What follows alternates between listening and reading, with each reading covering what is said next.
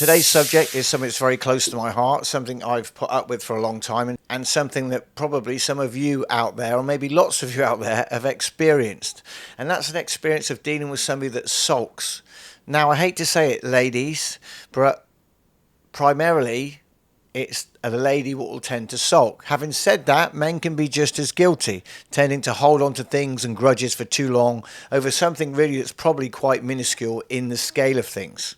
So I have to preface this chat that we're going to have today with two things. Number one, it will be different if you're in a long-term relationship with somebody. Because quite frankly, if I was just dating somebody and having dated thousands of girls, if they sulk or there's an incident of any way of aggression or being snooty or anything like that, it's done. I pull the plug, it's over. There are exceptions to make, and the only exceptions I will make is if I'm already in a long-term relationship, I understand that woman better and understand that maybe external circumstances that might lead to being a little bit more cross or upset, but certainly never ever with me or the provider or the carer of you. Let's begin, shall we? Number one of the first 5 things that you can do to stop the sulking immediately. First of all, you want to make sure you are clear coding. If you haven't seen the video on clear coding, you want to be very direct. You want to approach the behavior, not the person, and ask them a simple question. And the question would be something like this. I can see you're upset. I'm not sure what I've done. I've never intended to upset you. So let's sit down and talk about it. And it kind of breaks the ice a little bit. Remember, if it was somebody I just met or I was dating, I would not be having this kind of conversation. No matter how much I thought I would like her, sulking, a personality that sulks, will always sulk. And it only genuinely gets worse as you go longer into your relationships and the sulking goes on. I remember I would have an experience or experiences where something would happen and I would do this. I'm just as bad. I'm not saying I'm definitely not perfect. You can tell by that. But I would actually leave the country. If something was said wrong, I was already traveling anyway. I was going to maybe another destination. Maybe I was going to America anyway. I just go a week early and just leave. I just pack my bags and leave the very next day and go, that's it, I'm out. If you're not willing to talk or get it done, or there's something going on, I wouldn't compromise my position. The work at the time was seemingly more important to me than that relationship. Hence, that's why we got divorced or we separated, whatever it is. Clear coding, again, be direct. And you've got to kill the monster while it's small, because the longer it goes, the more the sulkiness and the quietness goes on, the bigger and bigger the gap becomes between what actually took place and what is reality. Half the time you have been in a conversation where you get into an argument and then you get midway through the argument and you've actually forgotten about what you're arguing about, which sounds ridiculous, but I'm sure you've experienced it. I certainly have, where I get into something so badly, it goes on a detour or left turn and you've actually forgotten about the original thing that started the argument in the first place. So always, if you care about that person, you think they're just having a bad day, and you want to make your life better. Because there's something else I noticed, and this just happened this weekend to me. I was with a friend, he was with his partner, and he was really upset. He was out on just a weekend excursion, and she was sulking. It was so obvious. She had that we call it a sitting itchy face. If you've ever heard that phrase before, a sitting itchy face. Like really annoyed with him, but not with the other people in the group. Very challenging and very uncomfortable for all of us in the group, because we're just trying to involve her in a conversation or not involve her, either ignore it. So number one, in a nutshell, kill the monster when it's small, not your wife or your partner, and ask her a direct question or him a direct question. I'm sorry, I seem to have upset you. I didn't mean to. How can we resolve this situation? Number 2.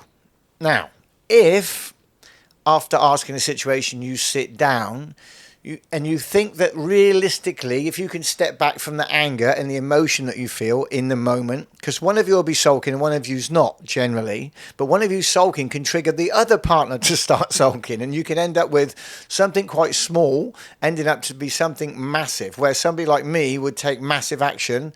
And I've done this. I actually booked a flight and said nothing that night, went to bed, booked a flight and left the very next day.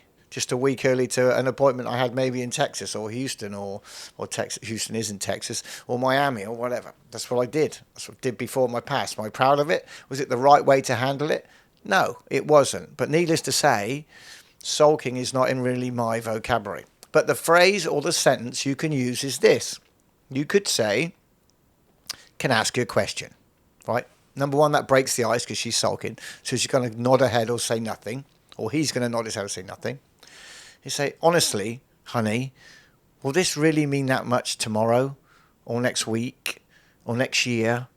Or in the next 5 years? Or the next 10 years? Because that's how long I intend on staying with you. Or for the rest of our lives. Is it really going to matter? This issue that we have, is it really going to matter?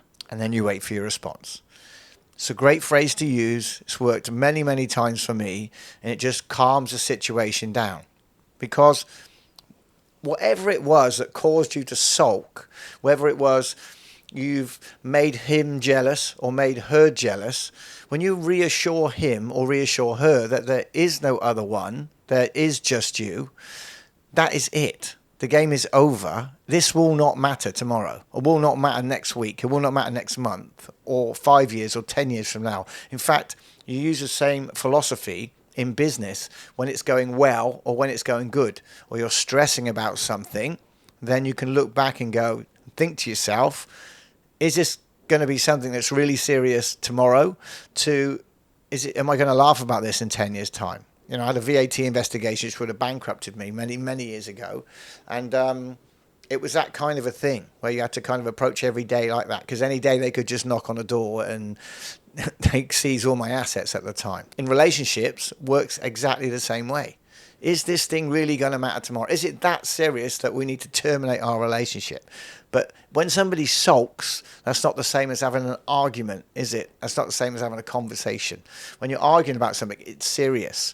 There's an acute phase where you've just found out something's terribly wrong, and there's the actual phase where you look back on something that's relatively minuscule in the scale of things. So remember that phrase. Number two, honey, is this really something that's going to matter even tomorrow, even next week, next year, the next 5 years, or the next decade? Is it really going to matter?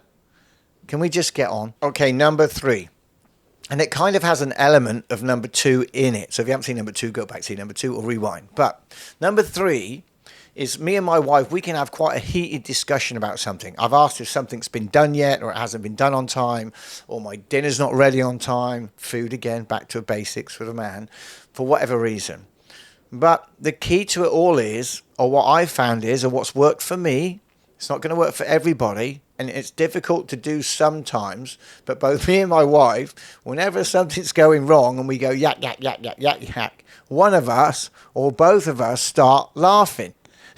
We'll go blah, blah, blah, oh, and then we just start laughing about it. I don't know what happened or why it happens, but I know this much. It totally de-escalates the situation. My wife has never sulked, ever, in 6 years on me. I've probably sulked on her, to be fair. But normally when we have something minuscule, something that's just annoying me or annoyed me, maybe she's washed my washing and it's still got that musty smell on it. Something I have about my clothes smelling nice and smelling nice. It's like, babe, come on. Stop making the same mistake over and over again. Use different Downy or Antibac or something. Remember, we live in a hot, humid country. Number three, make light of the situation. Try and laugh. And then if they say this is nothing to laugh about, I say, well, actually, I think it is. I think it's funny. Why? And again, number two, is this really going to matter tomorrow or next week or next year or next decade? You get it? You see how that ties in from 2 to 3. Make light of the situation. Add some humour in it, especially if they're sulking, because actually they're the people that are unhappy and they're trying to make you unhappy. But if they realise that you're not unhappy, you find it funny, because I'll start laughing and say, it's okay, I'm going out then. It's all right. My life's not terrible. It's great. So you want to come with me or you want to stay in a sulk? I don't mind. Pretty sure I'm going to have a good time. Again, will it matter tomorrow? Going back to number one, and approach the situation as lesson number 1. Approach the situation quickly. Keep the monster small. Do not let it extend over days or weeks, as I have done in the past. You can't even have a conversation. I'm in another country. It was a lot more difficult back then. Number 4. When somebody is sulking, your partner is sulking, there's a little thing I learned from Tony Robbins nearly, my goodness, 30 plus years ago now. Jesus, Tony Robbins must be old. Is to introduce a thing called a pattern interrupt. Now, say I said make it laugh or make them laugh, and they might not do it. They may not laugh. They may still be in that sulky, angry mode.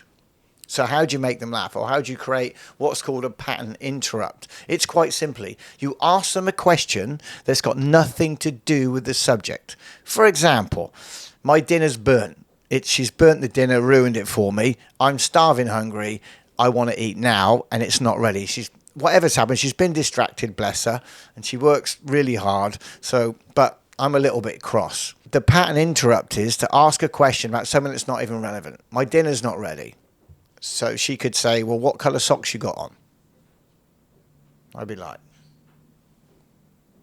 black? And then you go, what? Why are you at? Oh, I shouldn't have taught all that. But that's the bottom line, how fascinating you have to interrupt somebody. If you ever watch A Dog Whisperer, the way he trains his dogs is brilliant. And you get a dog and he sees him going into a certain state. Well, humans are similar to dogs, where we have to be triggered to come out of the state, and he gives them a little ch-ch, and he makes a noise, and he taps their behind, just taps them physically to break their state. While humans being a little bit more intellectual, only a little bit in my case, is that we need to break our brain state. And by breaking our brain state, it affects our emotion, because the brain basically controls your emotion. Ask them a question that's not relevant to the situation. Whatever's happened, she's crashed a car or whatever. Okay, or I've crashed a car, or well, we have a driver, so it's a bit different. But something's happened, you just ask a question that's irrelevant to the situation, whatever it could be. How much money did you spend? Oh, did you put your underpants on this morning or not? You did? Yeah. What colour are they? Yeah. And for those of you who have children that's never heard this before, you can have a crying child. And bear in mind, I taught thousands of children martial arts. So, I mean thousands. Knowing that when children hurt themselves or have an owie or bump themselves or they're crying, all you have to do is ask them a question that's not relevant to that situation. What did you have for breakfast this morning? They just bump themselves. And I'll stop and I'll think and then I'll give you an answer. But it's too late. They've already interrupted that pattern. They've broke that pattern, broke that habit in the instant, and they've moved on. And this works excellently on children. What are men? Big children. What are women? Bigger children. Ooh, that was nasty. I'm just joking. Maybe not. Who knows? Now, number 5. Now, if none of this, what I've already explained to you, the first 4 methods that I use personally to get somebody out of a sulky situation, not that I've had the instance of that practically in the last 6 years, it's more likely been me doing it, but then I use it actually on myself to try and reset my pattern, and I distract myself and think about something else and try and laugh about it. But if all those 4 things didn't work, you go to the ultimatum. And the ultimatum is really simple. You can say this, honey, I've tried to work this out. You're obviously really, really upset about it, but it's making me upset, and I'm not going to allow that to happen. So 2 things are going to happen. Either 1, you're going to leave, or 2, I'm going to leave. Which is it going to be? Which is, again, asking them a question to try and break their state. But I would probably at that stage be very serious. And I mean it. If it's a new relationship and they start sulking, you skip steps 1, 2, 3, and 4, and you jump straight to 5. There is no sulking. If your partner, be it a man or a woman, gets upset as huffing and puffing at a date or a first date, second date, third date, your first months, your first 2 months in a relationship, it's only going to get worse. None of this, oh, we've been together forever. Oh, he's much better now than he was. She's much better now than she was. That is not true. You get more tolerant. Doesn't make you happier. In fact, you become probably unhappier. Like it's going to get better or happier over time.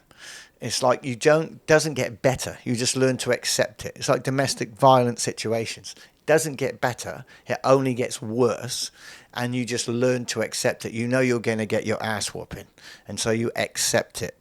Doesn't make it right, and certainly doesn't make you happy. And there will be a better person and a better partner for you just around the corner.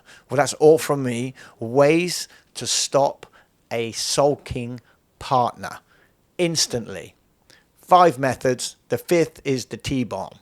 It's out. This is what's going to happen. You're making me upset right now. I don't like the way it makes me feel. And also in relationships, you have to think about what is it you bring to the table. I asked my wife for 2 things. Well, lots of things. I'm a very demanding man. But basically, you got to bring me joy and happiness. That's it. I'll handle most of the other heavy lifting, right? The emotions, the financial, the physical protection, all that's done by me. You will be protected if you need to be. You will have some financial protection. Everything will be ultimately in my hands. You have to bring me joy and happiness.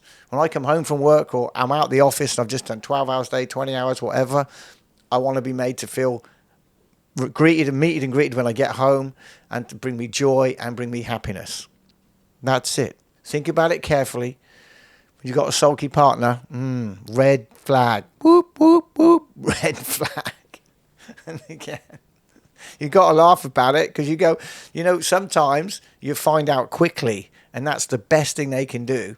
I've had some really interesting dates when I found out really fast and just left. Just said, excuse me, I'm going to the toilet. And just left. And then ghosted them. Click. Block. Delete. Done. Finished. Never spoke to them ever again. And that's life. I don't need to explain myself why. You're just not right for me. I've got one life. It's my life. And the only thing I have the less of right now in my life is time. So beware of that, folks. Hope you don't get a sulky partner, but if you do, here's somewhat of a solution for you in seconds. Peace, love, be happy, and I'll see you on the next video.